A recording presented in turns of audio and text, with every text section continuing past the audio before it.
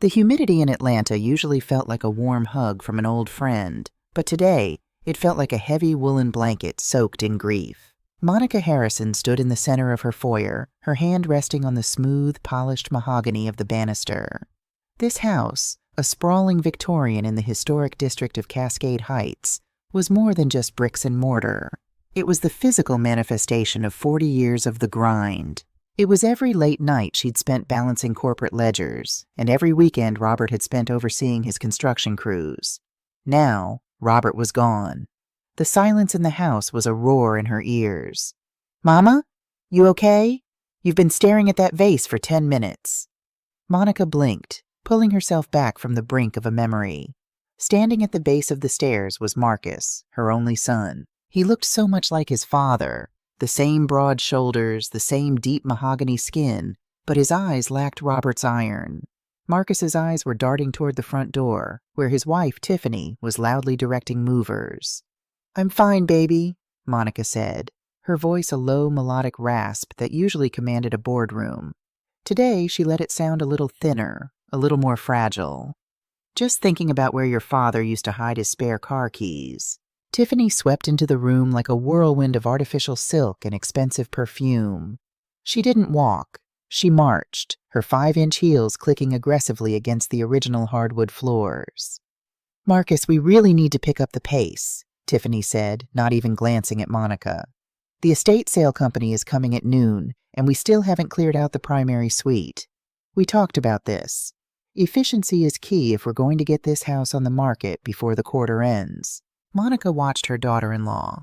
Tiffany was 32, a lifestyle influencer with a penchant for gold jewelry that looked a bit too shiny to be real. She had convinced Marcus 2 years ago that Monica and Robert were struggling with the upkeep of their lifestyle. "Tiffany, honey," Monica said softly, "I haven't quite finished going through Robert's study. There are papers, memories." "Monica, we've discussed the clutter issue," Tiffany interrupted, finally looking at her. Her smile didn't reach her eyes. It was a practiced porcelain mask. "Grief makes people hoard, and we love you too much to let you drown in the past. Marcus and I have found the perfect solution. A fresh start. No stairs to climb, no massive lawn to mow, just a cozy, modern space where you can focus on yourself." A cozy space, Monica thought. A basement. She looked at Marcus, waiting for him to say something. To remind Tiffany that this was the house where he'd learned to ride a bike. To remind her that his mother had a master's degree in finance and had managed portfolios larger than Tiffany's entire social media following. But Marcus just looked at his shoes. "It'll be easier, Ma. Really. The taxes on this place are a beast now that the neighborhood is gentrifying." Monica felt a cold shiver that had nothing to do with the air conditioning. She reached into her pocket and touched a small silver thumb drive. It was her insurance policy. But for now, the play had to continue. "If you think it's best, Marcus," she whispered. "I trust you." The fresh start turned out to be the garden level, a polite term for a basement, of an apartment building in Midtown. Marcus and Tiffany lived in the penthouse on the 12th floor, a glass-walled monument to their ego. Monica was placed at the bottom, in a unit where the windows were at street level, offering a scenic view of people's ankles and the occasional stray dog. The movers had been efficient, as Tiffany requested. They had left Monica with a single bed, a small sofa, and 3 boxes of clothes. Everything else, the antique dining table where they'd hosted Sunday dinners, the artwork by local black artists, the leather-bound books, had been sent to storage or liquidated to cover the costs of the move. The first week was an exercise in psychological warfare. Monica sat at her small formica-topped table, clutching a mug of tea. The walls were thin. She could hear the hum of the building's HVAC system and the muffled thud of footsteps from the unit above. It was a far cry from the birdsong and wind chimes of Cascade Heights. The door chimes rang. It wasn't a doorbell. It was a keypad. Tiffany had insisted on a smart lock so she could check in on Monica. Tiffany walked in, holding a cardboard box. She looked around the small room with a smirk of satisfaction. "See? Much more manageable. I brought some things from the house that I thought you'd actually use." She set the box on the counter. Monica peered inside. It wasn't the family photos or the heirloom quilts. It was a stack of old plastic containers and a half-empty bottle of generic dish soap. "And I found this in the kitchen," Tiffany said, holding up a weathered, flour-dusted notebook. "That old recipe book. Honestly, Monica, it's a fire hazard. Everything is covered in grease. And Marcus really needs to watch his cholesterol. No more of that heavy, soul food cooking. It's 2026. We're a kale and quinoa family now." Monica reached for the book. It was her mother's. The peach cobbler recipe in there was 100 years old. "Tiffany, that's family history." "It's clutter," Tiffany replied, her voice sharpening. She dropped the notebook into a trash can by the door. "I'm doing this for your health, Monica. Anyway, Marcus and I are going to a gallery opening tonight. I need you to come up at 6 to watch the twins. The nanny quit. Apparently she found our standards too high. You don't mind, do you? Since we're providing the housing, it's the least you could do to help out." Monica looked at the trash can, then back at Tiffany. She forced a small, compliant nod. "I'll be there, Tiffany." "Good. And wear something less depressing. That black sweater makes you look like a ghost." As soon as the door clicked shut, Monica stood up. Her knees popped, a reminder of her age, but her movements were precise. She walked to the trash can and retrieved the notebook, brushing off the dust with a hand that didn't tremble. She sat back down and opened the silver thumb drive on her laptop, the one piece of technology Tiffany hadn't confiscated because she assumed Monica only used it for solitaire. The screen glowed, illuminating a spreadsheet. Legacy Holdings, LLC. Monica scrolled through the list of assets. Apartment complexes in Buckhead. Commercial strip malls in Savannah. And this building, the Sterling Midtown. She had bought it 18 months ago when Robert's health started to fail. She'd seen the way Tiffany looked at Marcus's inheritance like a vulture circling a fallen deer. She had told Robert, "They need a test. We need to know if we raised a man or a shadow." Robert had agreed. They had moved their wealth into a complex web of trusts and shell companies. On paper, Monica was the widow with a dwindling bank account. In reality, she was the landlord of the very woman who had just called her a ghost. She clicked on a folder labeled Marcus Personal Accounts. Her heart ached as she saw the activity. Marcus had given Tiffany joint access to his emergency fund, money Monica had given him for his architecture firm. In the last month, Tiffany had spent $15,000 on branding and image consulting, another $8,000 at a high-end boutique. Monica stared at the numbers. Marcus was her baby. She had held him through fevers and celebrated his first blueprints. How had he become so blind? Was the love for a woman so powerful that it could erase the respect for the woman who gave him life? She closed the laptop. The fresh start was indeed beginning, but not the one Tiffany envisioned. Monica walked to the window and looked out at the street. A young couple walked by, laughing. She remembered being that young, standing on a sidewalk with Robert, dreaming of a future where their children would never have to want for anything. They had succeeded too well. They had given Marcus the world, and in doing so they had forgotten to teach him how to protect it. "Robert," she whispered to the empty room, "I'm going to have to be a little cruel to be kind. I hope you can forgive me." She picked up her phone and dialed a number she knew by heart. "James, it's Monica. Yes, the move is complete. I'm in the hole. Literally. Tiffany just threw away Mama's recipes." There was a pause on the other end, then a deep, resonant voice. "How are you holding up, Monica? You know you don't have to do this. One phone call and I can have them evicted by Monday." "No," Monica said, her eyes turning to flint. "The test has just begun. I need you to accelerate the audit of the building's management fees. I have a feeling my daughter-in-law is skimming from the maintenance fund Marcus thinks he's managing. And James, make sure the heating in the basement stays temperamental. I want her to think I'm truly suffering. I want to see how far they'll go." "You always were a shark in a Chanel suit, Monica," James chuckled. "The suit is in storage, James, but the teeth are still here." Monica hung up. She looked at the plastic containers Tiffany had left her. She took them to the sink, her mind already calculating the next move. She had 15,000 steps to take in this dance, and she had only just finished the first. Tonight she would go upstairs. She would watch the twins. She would play the role of the poor, useful grandmother. She would let Tiffany treat her like a servant. Because every insult Tiffany hurled and every silence Marcus maintained was another dollar subtracted from their future. The sun was setting over Atlanta, casting long, distorted shadows into her basement room. Monica Harrison sat in the dark, waiting for the clock to strike 6. The matriarch wasn't gone. She was just waiting for the right moment to reclaim her throne. The clock on the basement wall ticked with a hollow metallic rhythm that seemed to echo the emptiness in Monica Harrison's chest. It was 6 p.m. Outside the high, narrow windows that sat level with the sidewalk, the sky was bruised purple and charcoal, a classic Atlanta winter dusk. Monica stood up from her small wooden chair, her joints popping like dry kindling. She pulled on a heavy knit cardigan, the charcoal wool pilled at the elbows.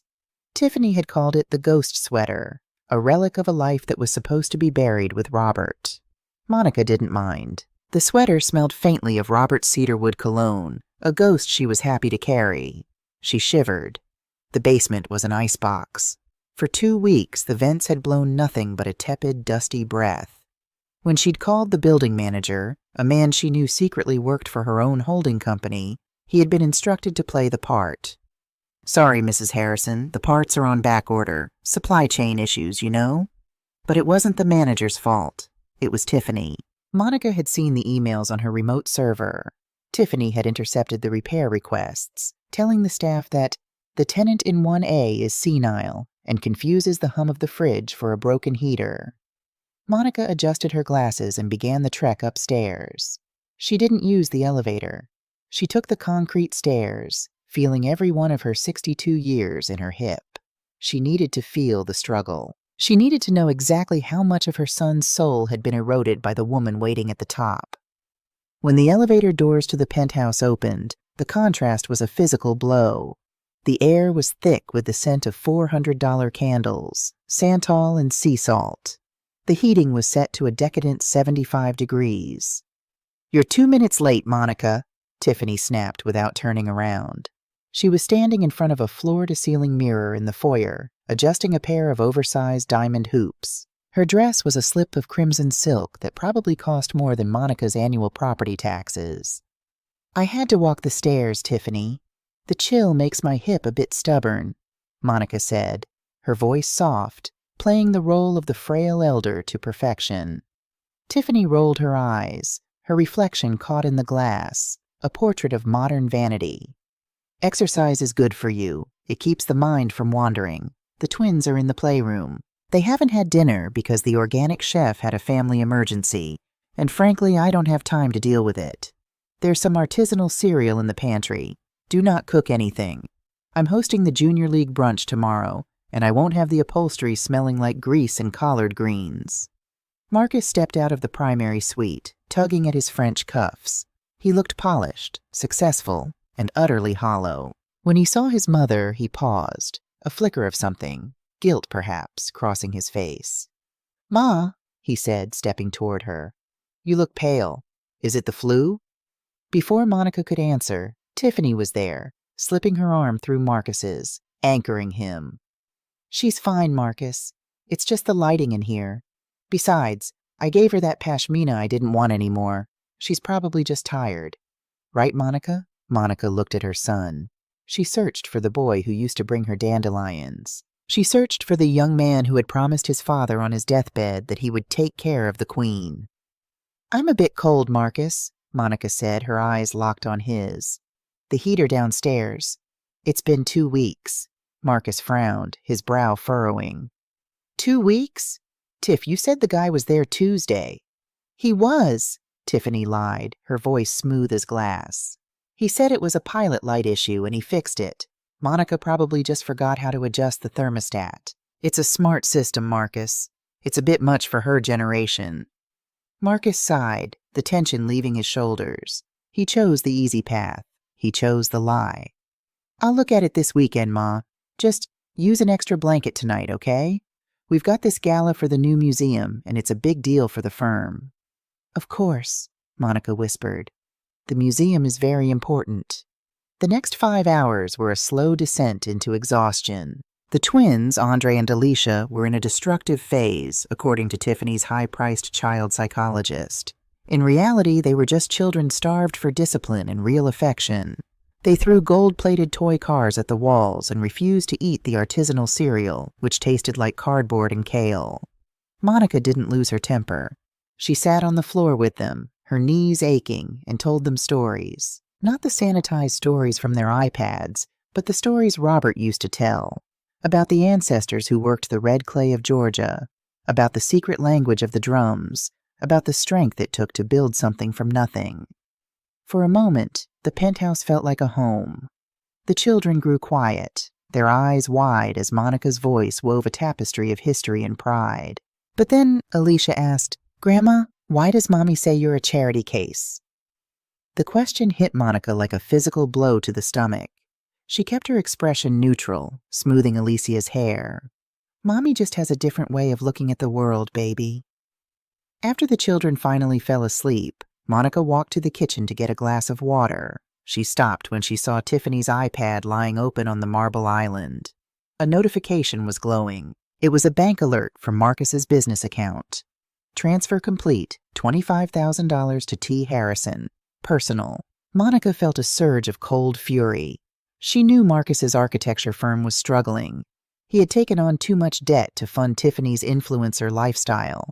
That $25,000 was his payroll tax money. Tiffany was stealing from his future to fund her present, and Marcus was either too blind or too scared to stop her. She pulled out her own phone, the encrypted one, and took a photo of the screen. Add it to the pile, she thought. The breaking point came 3 days later. A polar vortex had gripped Atlanta. The temperature in the basement unit had dropped to 48 degrees.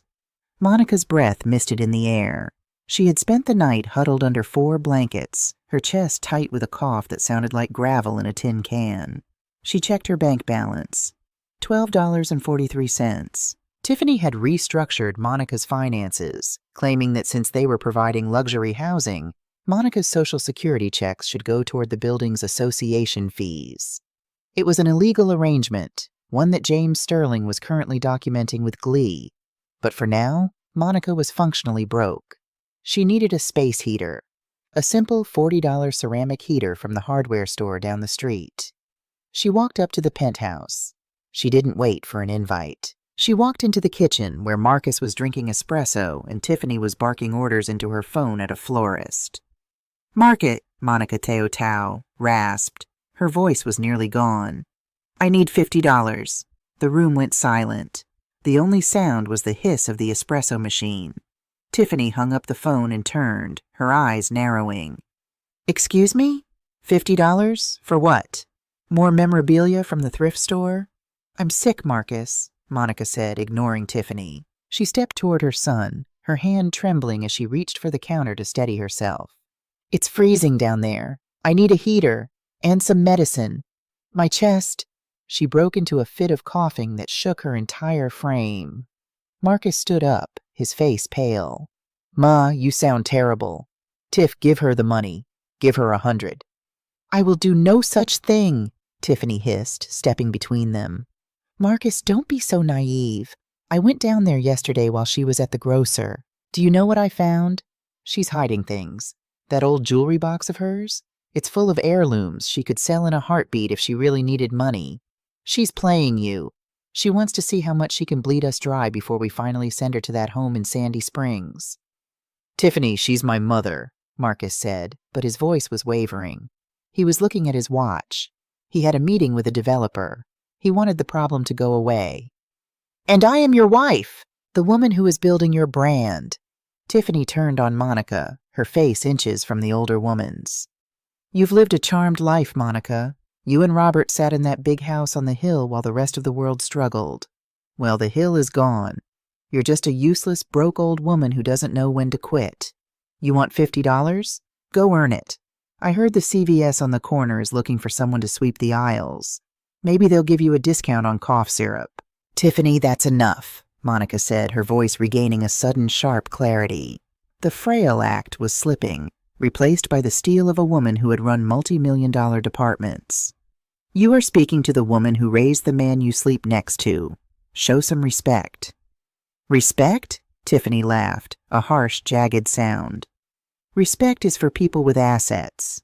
You're a parasite, Monica. A tired old black parasite clinging to a son who is too polite to tell you that you're ruining our lives.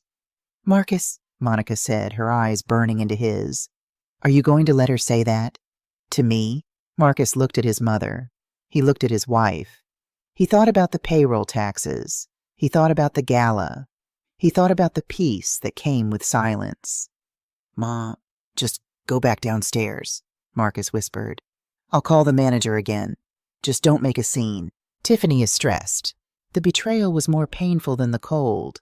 It was a knife in the dark, twisted by the person she had loved most in the world. You're a coward, Marcus, Monica said quietly. Your father would be ashamed. Don't you dare talk about Robert, Tiffany screamed. The movement was a blur. Tiffany's hand, heavy with a 5-carat push present ring, swung through the air. Crack. The sound was like a gunshot in the pristine white kitchen.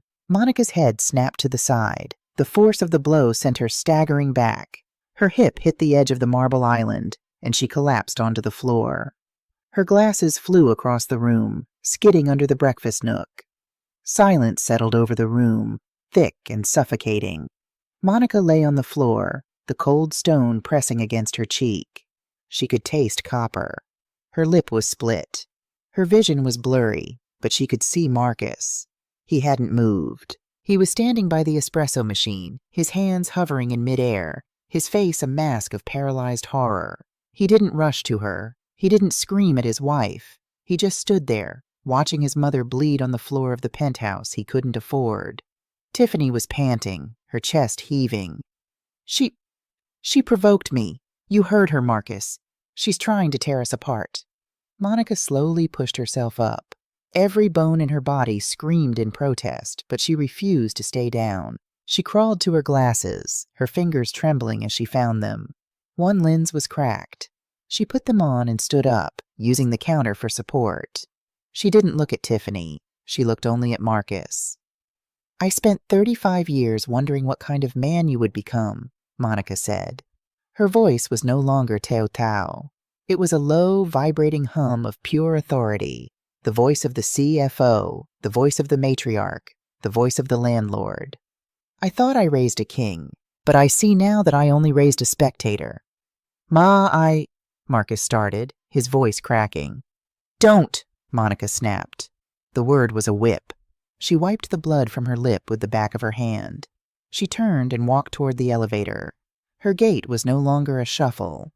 Even with a bruised hip and a split lip, she walked like she owned the world. Because in a very literal sense, she owned the ground they were standing on. The elevator ride down was the longest 40 seconds of her life. When she reached the basement, she didn't go to her bed. She went to her desk. She opened the encrypted laptop. Her fingers flew across the keys, her mind working with the cold, lethal efficiency of a grandmaster. She dialed James Sterling. He picked up on the first ring. Monica, it's 9 a.m. What's the status? The status is war, James, she said. Her voice was as cold as the room. I want the sale of the Sterling Midtown finalized by noon. I don't care if we take a 10% hit on the asking price. Sell it to the Vanguard Group. Their reputation for aggressive renovation evictions is exactly what we need. Monica, what happened? Tiffany put her hands on me, and Marcus watched. James was silent for a long beat. When he spoke, his voice was a low growl. I'll have the papers at your door in an hour. What about the house in Cascade Heights? The buyers are ready to close. Close it. Take the cash. And James, I want the eviction notices served on Saturday morning. Personally, I want them to have 48 hours to clear out of the penthouse. If a single piece of furniture is left, tell the new owners to chainsaw it. And your son's inheritance? Monica looked at the cracked lens of her glasses. He chose Tiffany's house over his mother's honor. Let him see if Tiffany's love can pay the rent. Set his trust to distribute exactly $1. The rest, give it to the Morehouse School of Medicine. I want Robert's name on a building that actually saves lives. Consider it done. Are you leaving tonight? No, Monica said, a dark, satisfaction-filled smile touching her bloody lip. I'm staying for the show. I want to be in the lobby when the sheriff arrives. I want them to see the ghost one last time." She hung up and looked out the basement window. A stray cat was huddled against the glass, trying to find warmth. "I know, baby," Monica whispered. "It's cold out there, but the sun is coming up soon. And for some people, it's going to be a very, very hot day." She sat back in her chair and opened her mother's recipe book. She turned to the page for peach cobbler. She wouldn't be cooking it here. She would cook it in Savannah, in a kitchen with sunlight and respect. But for now, Monica Harrison sat in the dark, the matriarch reclaimed, waiting for the world to burn so she could build something better from the ashes. The Friday sun rose over Atlanta not with a glow, but with a cold, piercing glare that reflected off the glass towers of Midtown. Monica Harrison didn't need an alarm. She had been awake since 4 a.m., sitting in her darkened basement unit, her bags packed. 2 modest suitcases containing only what mattered. The rest, the clutter Tiffany had despised, was already being handled by a private moving team James had sent undercover. The bruise on her cheek had turned a deep royal purple, a mark of betrayal that Monica wore like a badge of office. She sat at her small Formica table, sipping a thermos of black coffee, watching the street-level window. At exactly 9 a.m., a black SUV pulled up to the curb. 2 men in dark suits stepped out, accompanied by a deputy sheriff holding a stack of neon yellow envelopes. Monica stood up. Her hip ached, but she walked to the door with the grace of a woman who had already won the war. She didn't head for the stairs. She walked to the lobby. In the lobby, the concierge, a young man named Andre who had always been kind to Monica, looked up in shock. "Mrs. Harrison, are you okay? Your face?" "I'm fine, Andre," Monica said, her voice steady and resonant. "In fact, I've never been better. You might want to step back. It's about to get very busy in here." Upstairs in the penthouse, the morning was starting with its usual frantic vanity. Tiffany was on a Zoom call with a potential sponsor, her face caked in camera-ready makeup to hide the fact that she hadn't slept well. Marcus was in the kitchen, staring at the spot where his mother had fallen 48 hours ago.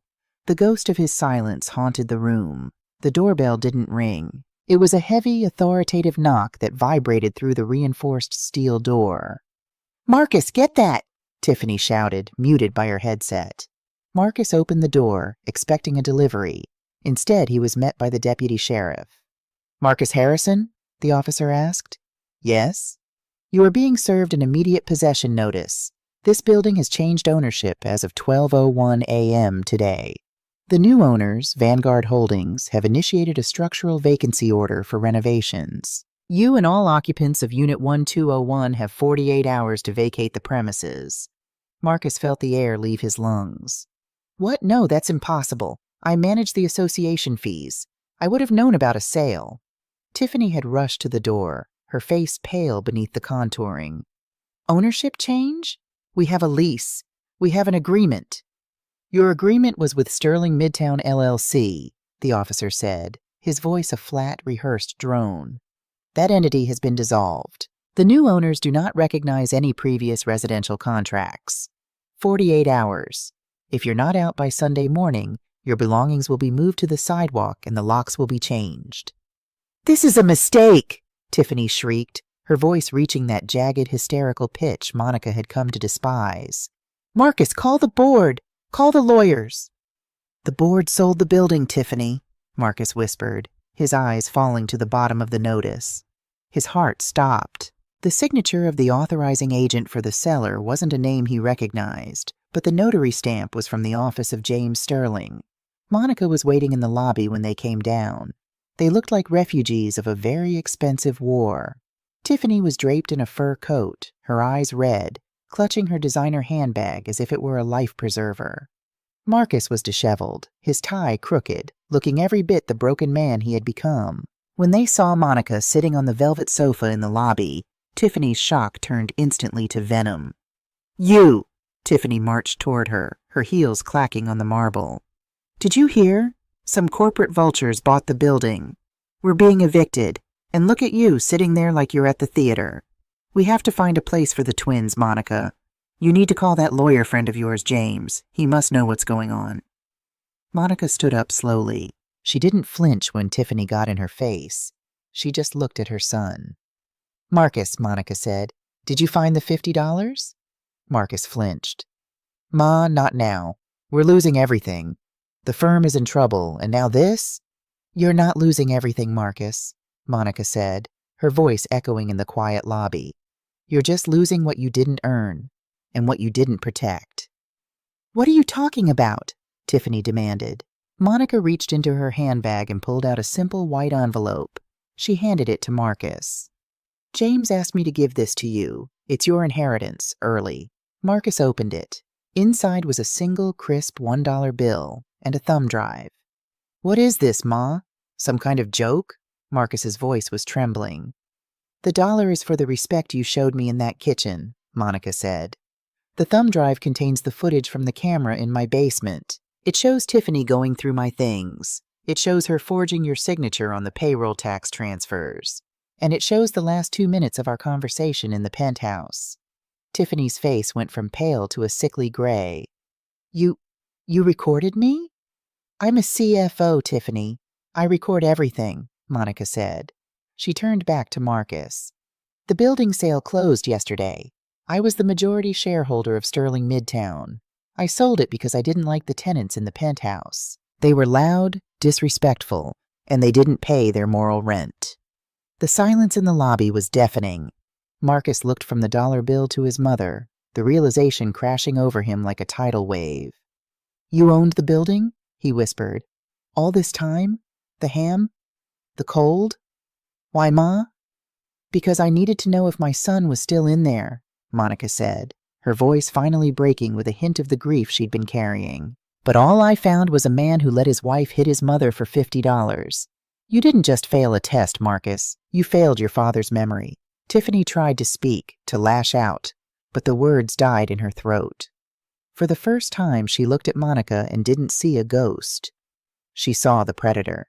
She saw the woman who had built an empire while Tiffany was still learning how to use a filter on her photos. "We'll sue," Tiffany finally managed to croak. "Elder abuse. Undue influence." "Actually," Monica said, stepping closer to her, "I have a medical report from the ER regarding the contusion on my face.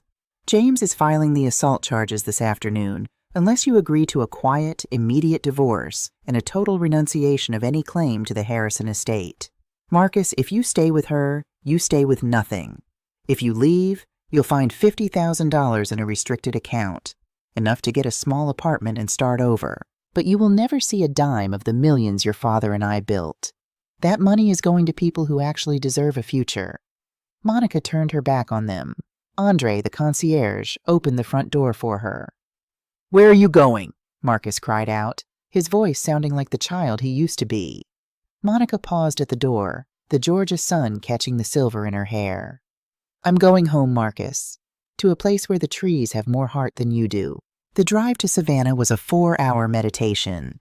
As the skyscrapers of Atlanta faded into the rearview mirror, replaced by the rolling pines and eventually the marshy lowlands of the coast, Monica felt the weight lifting. Savannah was a city of ghosts, but they were friendly ones. She pulled her SUV up to a wrought iron gate on a quiet street in the Victorian district. Behind the gate stood a 3-story mansion of pale gray stone, wrapped in deep porches and draped in Spanish moss that swayed like lace in the salt breeze. This was the old Sterling house. It had been in Robert's family for generations, a sanctuary they had kept private, a place where they went to be just Robert and Monica. As she stepped onto the porch, the door opened. A woman in her late 50s, with skin the color of polished ebony and a bright yellow head wrap, stepped out. "Monica Harrison," the woman said, her smile wide and welcoming.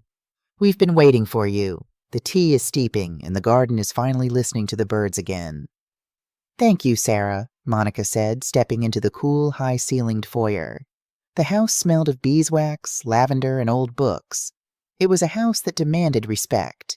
It was a house that knew its history. Over the next few months, Monica didn't just retire. She began the work of the Harrison Legacy Foundation. She bought 3 dilapidated houses on the same block and turned them into the Margaret House, a transitional living space for older women who had been displaced by their families.